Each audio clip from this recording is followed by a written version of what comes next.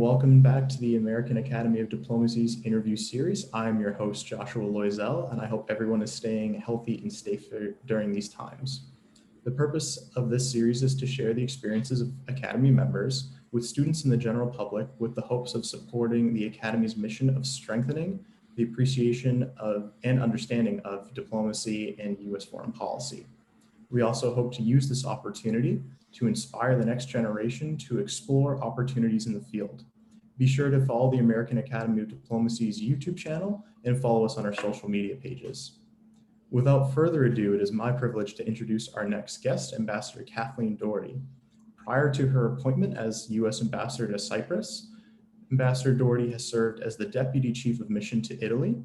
She has also served as the Consular Officer at the U.S. Embassy in the Dominican Republic, Economic Officer to the Consulate in Sao Paulo, Brazil, and Economic Officer at the Office of International Finance and Development. She has also served in the Bureau of European and Eurasian Affairs and held assignments in London, Rome, and Moscow. Ambassador Doherty, welcome. Thanks, Joshua. I'm looking forward to our conversation today. My first question is mostly in regards to Cyprus. So I understand that in Cyprus, the nation was historically split. I was wondering if you could talk more on that and the role as the U.S. ambassador in navigating the historical precedent of the split and its implications today. Sure. Well, understand Cyprus is actually to understand its geography first and foremost, and then as a history. So Cyprus is in the Eastern Mediterranean. It's the easternmost country in the European Union, and it's about 100 miles from Israel, Jordan, Syria, and from the northern coast of Cyprus, it's about 90 minutes from Turkey. So if you look at the geographic location, you can see that its proximity to areas that are not traditionally Europe. You can see a lot of influences over the years. And it's, for 500 years, it was part of the Ottoman Empire. And then it became was a crown colony of the United Kingdom until 1960, when the Republic of Cyprus was established. And getting its independence from the United Kingdom. Unfortunately, when the Republic of Cyprus was established, the political system was not well established and well developed. So what you have in Cyprus, you have a population that's about 80% Greek Cypriot, about 20% Turkish Cypriot. And over the last several hundred years, there's a lot of tensions between the two communities. And under British rule, there was also a significant amount of tension between the two communities. When the Republic of Cyprus was established, the political structure that was created ended up being perceived as discriminatory by Turkish Cypriots against Turkish Cypriots. And in the early 1960s, the Turkish Cypriots walked out of the government. And that started a real deterioration between the two communities, of which there was much before then. But during the 1960s, there was a lot of violence. Cypriots killing Cypriots, and it ended up being a really tragic period. And then in 1974, when the Republic of Cyprus was established, there were 3 treaties that were signed at the time. And one of the 3 treaties said the United Kingdom, Greece, and Turkey have the responsibility to ensure the integrity of the island and the security of the island and the security of the Cypriot people. Well, in 1974, the military junta in Athens supported a coup in Cyprus. And as a result of that, there was a lot of fighting, a lot of killings. And Turkey used the justification of one of the treaties to intervene in Cyprus, sending in tens of thousands of troops. And the result of it was, and there's been a lot of discussion about the legality of it, of what happened in 1974, but the result was that the island was basically split, where Greek Cypriots who were living in the northern part of Cyprus, that became the Turkish Cypriot constituent state, were forced to relocate back to the south, and Turkish Cypriots who were living in the southern part were forced to relocate to the north. About 200,000 people moved in a matter of a few months. The UN set up a buffer zone between the two constituent areas. the ethnically based constituent base, and the UN is still there. The buffer zone is still there. It runs west to east. It's as far as it's a couple of inches apart to a couple miles apart, and it's still largely uninhabited, and it's patrolled by about 1,000 UN troops. So the island is still split. Up until 2003, there was no contact between the two communities between 1974 and 2003. There was no crossing points between the two sides. Since 2003, 6 crossing points have opened up, and there's a lot more flow of people back and forth between the two sides up until COVID, when COVID shut down most of the checking points, and the two communities are isolated again.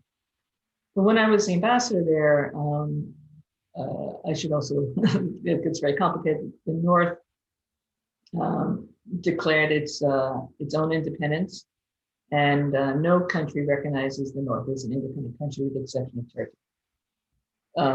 So I was the ambassador, the accredited ambassador to Cyprus, but only the Greek Cypriot part of the Republic of Cyprus saw me as the accredited ambassador. The North did not see me as an ambassador to them, but they saw me as an influential and important person, of which I engaged with people in the North on a whole multitude of issues. And I did travel there, both professionally and personally, and we did have a chance to engage with Cypriots.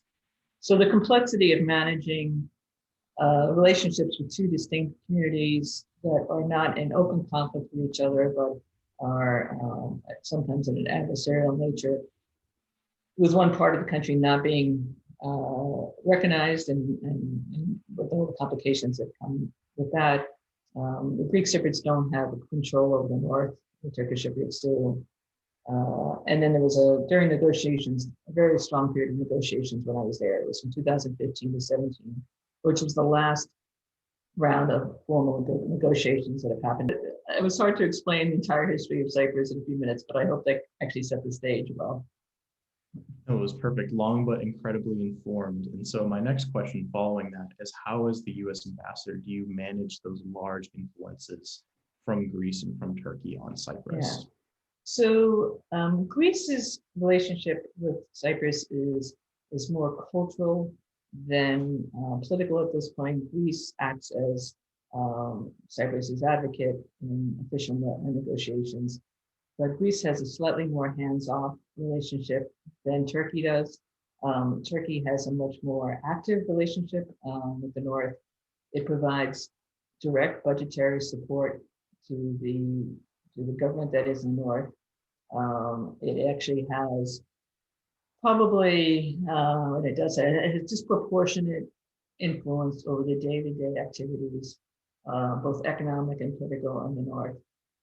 Turkey also has an unspecified number of troops still in the North, several thousand, and the political relationship between the North and Turkey is much more a sense of dependency of the North with Turkey than whereas with Cyprus and the Republic of Cyprus, which is a EU member state and part of Greece, and Greece is an EU member state. It's more of a relationship of equals, though the size of the two countries are very different.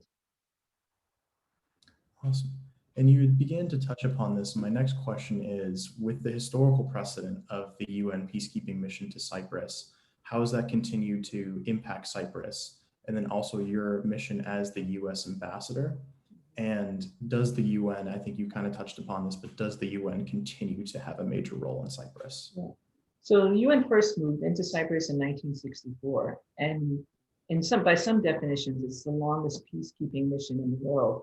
The UN has a mission in Kashmir, which is an observer mission. So depending on the definitional aspects of it, the one in Cyprus is either the oldest and longest, or the second oldest.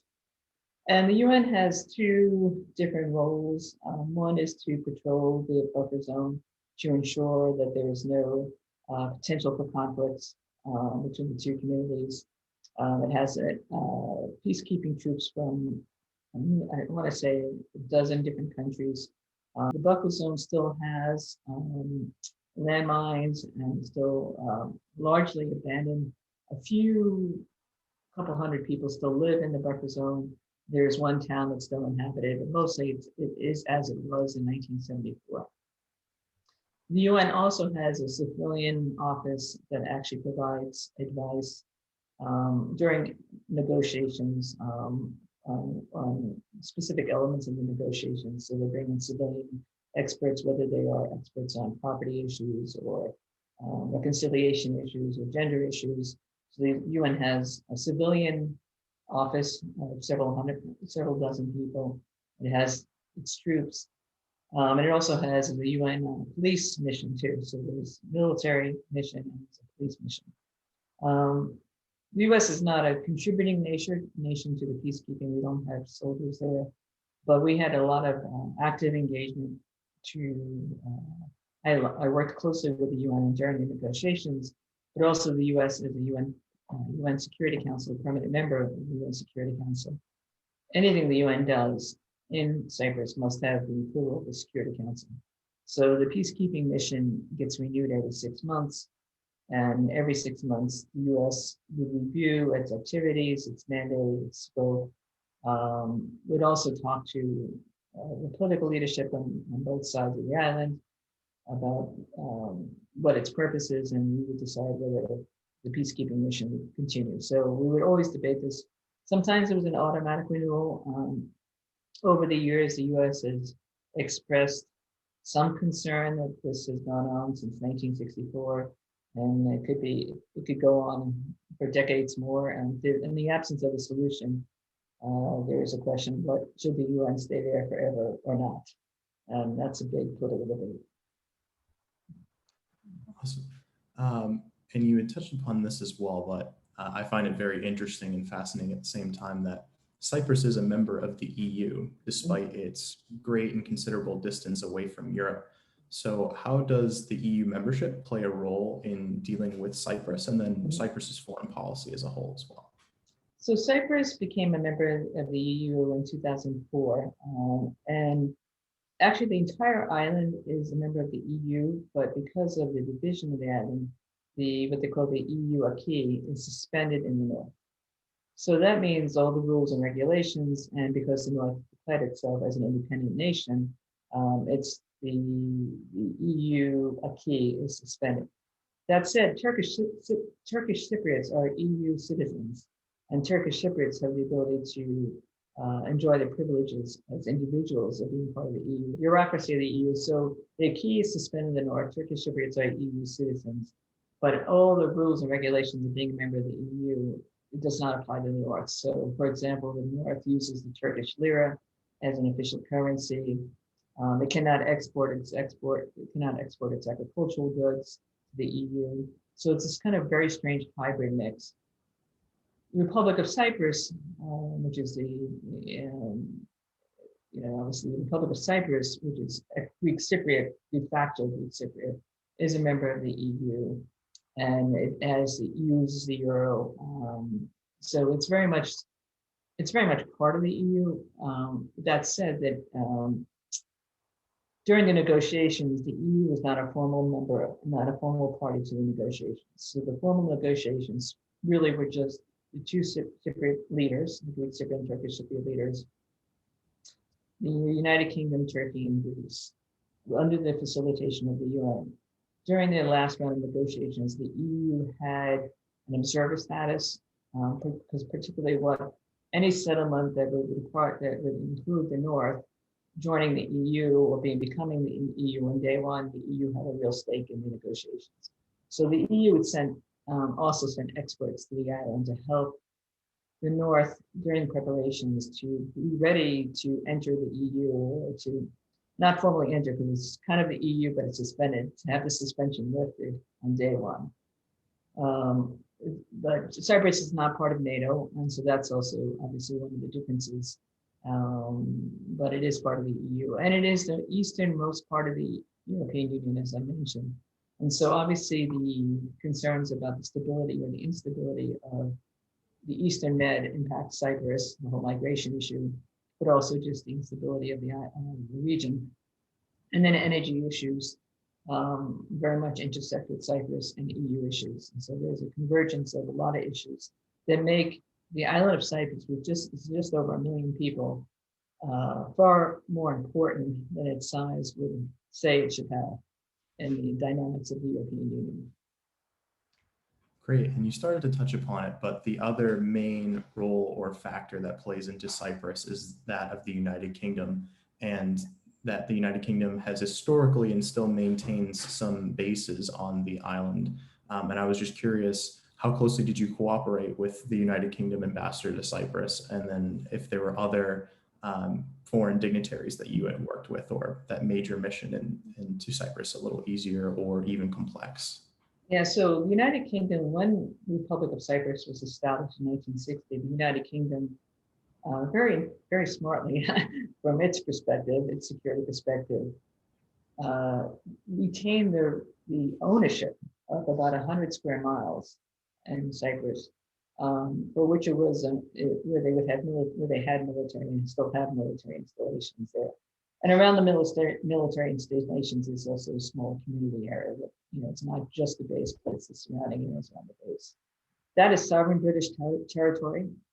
So when I would travel to those part of Cyprus, my Cypriot police, my Cypriot escort police, were not allowed to enter because it's a different country. And so I'd be picked up by British security officials and be brought to the base. We very much as the US like to have Britain's status on the island, partly because Britain was able to conduct a lot of its military activity from the bases in Cyprus. During the conflict in Syria, the Brits used their bases. During Brexit, it's become a very complicated situation because prior to Cyprus entering the European Union, it was a member of the Commonwealth. So it had a lot of the privileges that British citizens had on Cyprus, were a lot of it because the Commonwealth, when Britain was part of the EU, they maintained those rights. Now the question is what happens to all the Brits who live in Cyprus who are no longer European Union citizens. And there's some estimates of about 50,000 British citizens who live in Cyprus. So I don't know what happened. Was it still in negotiations? What happens to the Brits who live in Cyprus? But it's also the questions of the sovereign territory. Since it's a sovereign country or sovereign territory within Cyprus, do you need to have border controls? Do you need to have customs controls? And when I left, those were still being negotiated. So I actually don't know the exact outcome, but it was a really interesting and very strange situation where you had to have, it's somewhat analogous to the Northern Ireland, Republic of Ireland situation, where you have another country within the geographic confines of one country, and then one's part of the EU and one is not. So as much as the situation in Cyprus has been complicated, now you impose Brexit on top of Cyprus and it becomes even more complicated. Sounds even more complicated. Wondering if I could jump back to a previous question and elaborate a little bit more. And I'm curious, because of the split in Cyprus and the implications that the northern half does not fully recognize you as the ambassador, how did that play out in a day-to-day and affect your cooperations with the Republic of Cyprus in the south?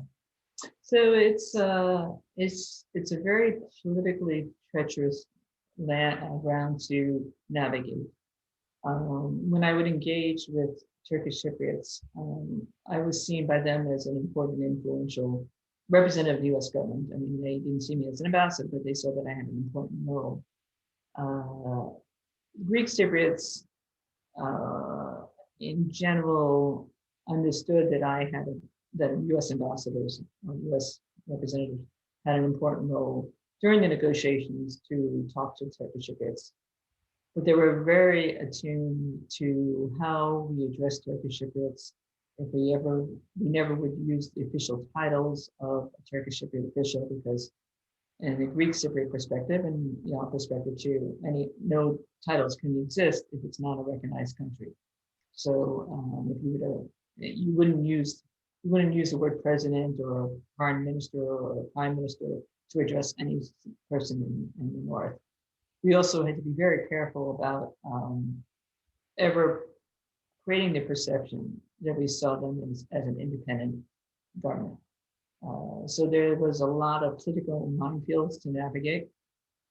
And I think for many American diplomats, it's an unusually challenging environment in which to work, where you're not in open conflict. I mean, in countries where there's war and there's civil war and there's open conflict, a real tradition of conflict, you know what you're dealing with. Here, it's much more emotional, it's political, but it can be just as treacherous to navigate, not in terms of life and limb, but in terms of political staying power. It's hard to navigate all these waters. Understandably.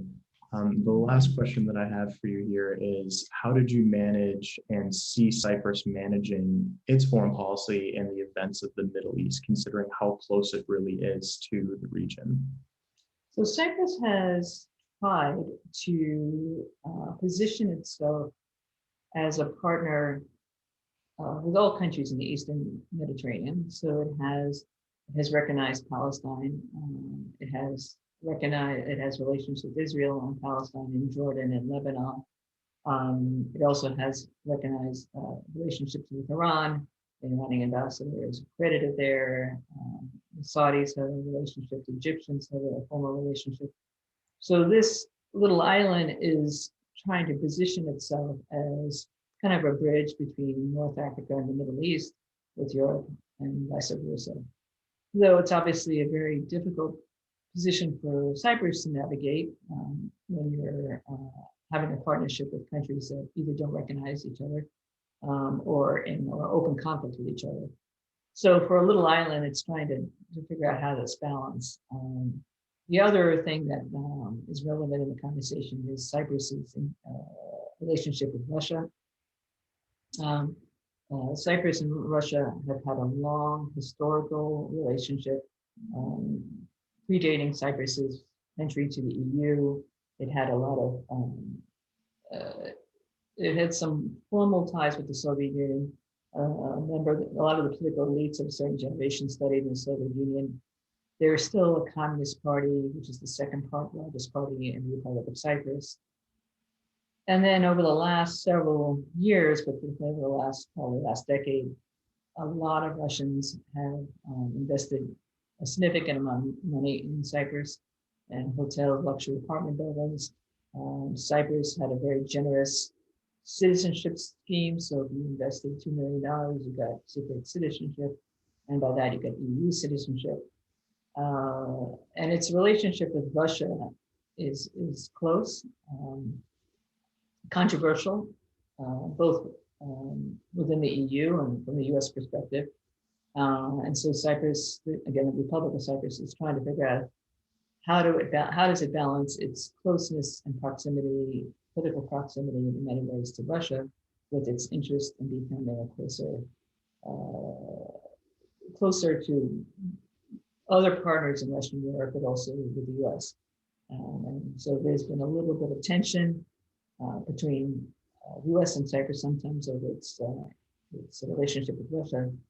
And Cyprus also for a long time was perceived as a real money laundering center. A lot of Russian money came through, a lot of bad Russian money came through. Cyprus is cleaning up its act now, but for that, it also had a reputational issue that was bad for Cyprus, I thought, as well as its relationships with the US and its relationship with the rest of Europe. If you don't mind me jumping off one question based off of that, I would imagine because of Cyprus acknowledging so many different actors that it creates a rather interesting or intricate ambassador situation in the country. I was wondering if you had any points on that or any. Oh yes, there were several moments where, several occasions, I have to say, when I found myself in very close proximity to the Iranian ambassador or the Palestinian ambassador, and obviously we have no ability to exchange even cordial words with each other, with the Iranians. So we would perceive each other as non-existing in this physical space in which we were in. I mean, it was as if we were not occupying the same square feet. The Palestinian ambassador at the time was the senior most ambassador in the country. So by diplomatic protocol, when you arrive in a country, you pay respect to the longest serving ambassador, the dean of the diplomatic corps. And I had to get permission from Washington to call on the individual, not in his capacity as an ambassador from Palestine, a Palestinian ambassador, but as the dean of the diplomatic corps. And so that constantly was interesting navigation for me. Also, the Russian ambassador was very influential, as was the Chinese ambassador. So we had a lot of interesting moments. But because the Security Council is very involved in the negotiations, the Russian, Chinese ambassador, the French ambassador, the British ambassador, and I, we met regularly with the UN during the negotiations to talk about what the potential obstacles might be, our outcome could be. So there was an unusual engagement at our level, the P5, the UN Permanent Security Council members, but it also posed a lot of challenges at the same time. Great. Well, that's all the questions I have for you, Ambassador Doherty. And again, thank you so much for taking the time to educate us on the intricate issues of Cyprus and the very important nation that it is.